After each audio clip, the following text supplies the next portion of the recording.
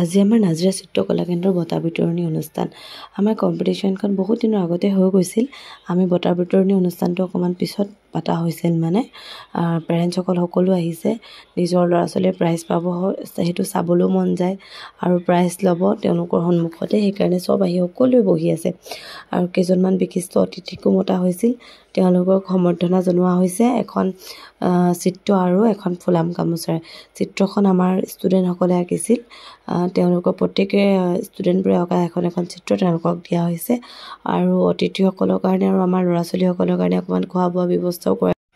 তাৰপিছতে আকৌ তেওঁলোকে বিশিষ্ট অতিথিসকলৰ ফালৰ পৰা নিজে দুই এষাৰ মন্তব্য আমাক কৈছে, আমাৰ ল'ৰা ছোৱালীসকলকো তেওঁলোকে কৈছে।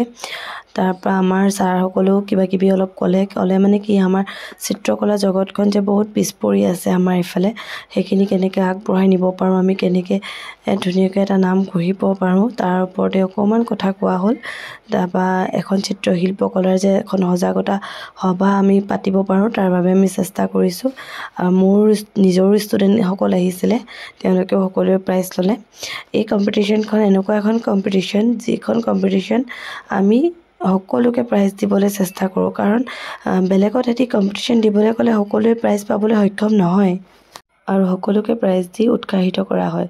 মোৰ পিছে মাতষাৰ অকণমান ওলোৱাই নাই ভালকৈ, কথাবোৰ স্পষ্ট নহ'বও পাৰে, তাৰ বাবে ক্ষমা কৰিব দেই। ইহঁতি মোৰ ষ্টুডেণ্ট, সিহঁতক মই পিছতহে প্ৰাইজবোৰ দিয়া হৈছে আৰু ইহঁতি আকৌ প্ৰাইজ পোৱাৰ পিছত সকলোৱে ছেলফি ল'বলৈ লৈ আছে দেই। এয়া একেবাৰে আমাৰ শেষৰ পৰ্যায়। যদি ভিডিঅ'টো ভাল লাগে লাইক কমেণ্ট শ্বেয়াৰ কৰি দিব।